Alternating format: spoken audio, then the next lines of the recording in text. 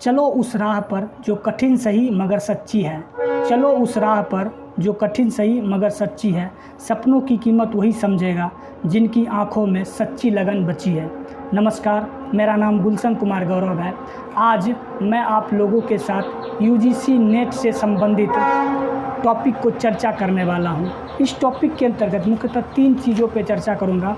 सबसे पहला है यूजीसी नेट क्या होता है, दूसरा यूजीसी नेट करने के फ़ायदे क्या हैं, तीसरा यूजीसी नेट की तैयारी कैसे करनी है। सबसे पहला टॉपिक ये है कि यूजीसी नेट क्या है। UGC NET university grant commission national eligibility test है। इसको करने के बाद जो है आप भारत में जितने भी विश्वविद्यालय हैं उस विश्वविद्यालय के अंतर्गत जो भी कॉलेज है उसमें असिस्टेंट प्रोफेसर बनने की योग्यता को आप रखते हैं। आपको संदर्भ से समझाते हैं।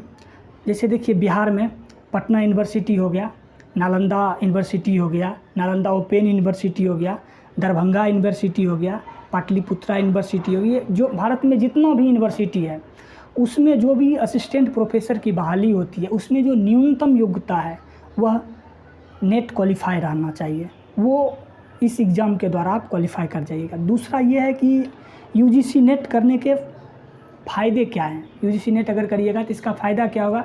इसका जो है मुख्यतः 3 फ़ायदा है। सबसे पहला जो है आप नेट जेआरएफ कर लीजिएगा। देखिए, जेआरएफ का मतलब होता है जूनियर रिसर्च फेलोशिप। अगर आपकी आयु 30 साल से कम है तो आप अगर यूजीसी नेट को अगर पास करिएगा तो आप नेट जेआरएफ के अंतर्गत आइएगा। तो नेट जेआरएफ जब आप कर जाइएगा तो प्रत्येक मंथ वर्तमान समय में जो है प्रत्येक मंथ 37,000 रुपया पर मंथ भारत सरकार द्वारा फेलोशिप दिया जाता है, वो आपको मिलने रहेगा। साथ ही साथ आप क्या करिएगा कि पीएचडी करने के लिए जो है आप जैसे 3 साल मिलेगा तो आप रिसर्च भी करते रहिएगा, साथ साथ जो है आप पीएचडी भी एडमिशन कर लीजिएगा तो आप साथ साथ आप पीएचडी भी कर सकते हैं। दूसरा फ़ायदा यह है कि आप असिस्टेंट प्रोफेसर बनने की योग्यता रखते हैं। जैसे देखिए, जो ही आप नेट करते हैं तो असिस्टेंट प्रोफेसर की आपके पास योग्यता आ जाती है। अगर मानिए कि कोई आदमी अगर मतलब जिनको आप ये सोच रहे होंगे कि हमको जेआरएफ की ज़रूरत नहीं है। देखिए, अब जेआरएफ की ज़रूरत प्रत्येक जो अभ्यर्थी हैं उनको है। अगर आप जेआरएफ कर जाते हैं तो इसको संदर्भ से समझिए। जैसे कि अगर मानिए आप उत्तर प्रदेश से हैं तो अगर वैकेंसी असिस्टेंट प्रोफेसर की मणिपुर में आती है, उत्तर प्रदेश से मणिपुर आने जाने में जो है कम से कम 12,000 रुपया आने जाने में खर्च हो जाता है। तो एक आम स्टूडेंट के लिए संभव नहीं है। इसलिए नेट जेआरएफ जो प्रत्येक स्टूडेंट को ज़रूरत है। और मानिए कि अगर 5 लाख बच्चा अगर एग्ज़ाम में बैठता है तो 5 लाख में 1%, मात्र 1% बच्चा को जो नेट जेआरएफ मिलता है। ये समझ लीजिए कितना टफेस्ट है, बहुत ज़्यादा टफ है। इसके लिए जो है आपको जो है बार बार नेट को एग्ज़ाम देना पड़ेगा और अच्छे से आपको तैयारी करना पड़ेगा। तीसरा फ़ायदा ये है कि पीएचडी के योग्य आप हो जाते हैं। पीएचडी की जो मिनिमम योग्यता है वो आप कर सकते। देखिए, सबसे पहले ये समझिए कि भारत में पीएचडी 2 प्रकार का होता है। एक पीएचडी वो होता है, जैसे मानिए कि कोई यूनिवर्सिटी है उसमें फिजिक्स से 100 सीट है। 100 सीट में क्या होता है कि 80 सीट जो है जो नेट क्वालिफाई हैं, मतलब जैसे नेट का आप एग्ज़ाम दीजिए, अगर आप क्वालिफाई कर जाइएगा तो आप उस 80 बच्चों में आ जाइएगा जो पीएचडी में एडमिशन ले सकते हैं। अब इधर जो 20 सीट बच गया, 20 सीट में फ़ीस बहुत अधिक होती है। मतलब कि अभी जो मिनिमम बता रहे हैं, मतलब कि ये 20% के अंतर्गत प्राइवेट कॉलेज से, उसमें क्या होता है कि 2 लाख रुपया पर साल है।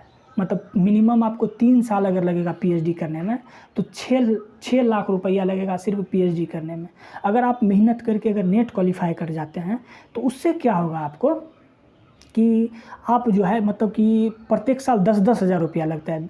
3 साल में 30,000 रुपया में आप पीएचडी कर सकते हैं आसानी से, अगर आप नेट क्वालिफाई कर जाते हैं तो। अब तीसरा हमारा टॉपिक जो ये है कि नेट का फॉर्म भरने के लिए इसकी योग्यता क्या है। इसकी योग्यता जो है, आप किसी भी सब्जेक्ट में आपको मास्टर डिग्री चाहिए। मतलब कि आप एमएससी हो, एमए हो या एमकॉम हो या एमए एजुकेशन या एमए, उसी को एमएड बोलते हैं, या एमएड हो।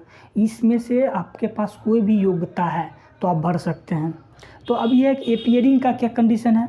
एपियरिंग में देखिए, जब भी आप मास्टर डिग्री करिएगा, ये 2 प्रकार से होता है, एक होता है रेगुलर मोड में, एक होता है डिस्टेंस मोड में। रेगुलर मोड में क्या होता है कि वो सेमेस्टर वाइज 4 सेमेस्टर का होता है, तो आप अगर 2 सेमेस्टर का एग्ज़ाम पास कर जाते हैं तब जा कर के आप नेट के एग्ज़ाम में बैठ सकते हैं। और दूसरा है डिस्टेंस मोड। डिस्टेंस मोड जैसे इग्नू करवाती है और ये अपना नालंदा ओपन यूनिवर्सिटी करवाओ, भारत में जो भी डिस्टेंस से कोर्स करवाती है आप वहाँ से भी कर सकते हैं। तो इसके अंतर्गत क्या है कि आपका पहला साल का जब रिजल्ट आ जाता है, दूसरा साल आप पेपरिंग में चले जाते तब आप बैठ सकते हैं एग्ज़ाम में। लेकिन आप अगर मेरी बात को मानिएगा तो आप जो ही आप मास्टर में एडमिशन लिए फर्स्ट सेमेस्टर से ही या डिस्टेंस वालों फर्स्ट ईयर से ही आपको जो है नेट के एग्ज़ाम में बैठना है। 2-3 बार बैठिएगा, अच्छे से मेहनत करिएगा, तब जा कर के आप नेट JRF के अंतर्गत आइएगा। अब ये है कि इसका सिलेबस क्या है, इसको तैयारी किस प्रकार से करनी है।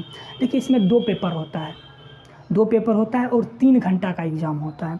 पेपर 1 में जो है 50 क्वेश्चन रहता है, 100 नंबर का रहता है, मतलब प्रत्येक क्वेश्चन 100 नंबर का हुआ।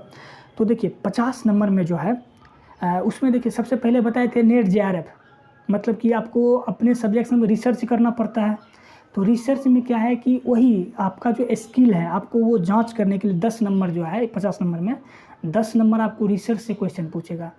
दूसरा बताए थे कि असिस्टेंट प्रोफेसर बनने की ये योग्यता रखती है। जो ही असिस्टेंट प्रोफेसर बनने की ये योग्यता रखती है, तो आप बच्चे को किस प्रकार से टेकअप करिएगा, बच्चे को किस प्रकार से पढ़ाइएगा, ये जो है टीचिंग एप्टीट्यूड से भी जो है 10 नंबर का क्वेश्चन पूछते हैं। 10-10 20 नंबर हो गया। और 10 नंबर का पैसेज पूछती है, तो ये इस प्रकार से 30 नंबर हो गया। और 5 नंबर का मैथ पूछती है, 35 नंबर हो गया। 5 नंबर का रीजनिंग पूछती है, 40 नंबर हो गया। और 5 नंबर का जो है करेंट पूछती है और 5 नंबर का जो है मिसलेनियस टाइप का क्वेश्चन पूछती है। इस प्रकार से 50 नंबर हो गया। पेपर 1 ख़त्म हो गया। अब बच गया पेपर 2। पेपर 2 में क्या होता है कि आप जिस भी सब्जेक्ट से आपने मास्टर किया है उस सब्जेक्ट से 100 नंबर का क्वेश्चन पूछा जाता है। 100 नंबर ऑफ क्वेश्चन रहता है और 200 नंबर का ये मतलब ये रहता है। कुल मिला करके 150 क्वेश्चन रहता है और 300 नंबर का ये एग्ज़ाम होता है। तो आशा करता हूँ कि आप जिस उद्देश्य के लिए इस वीडियो को देखने के लिए आए, आपका वह उद्देश्य पूरा हो गया होगा। नमस्कार।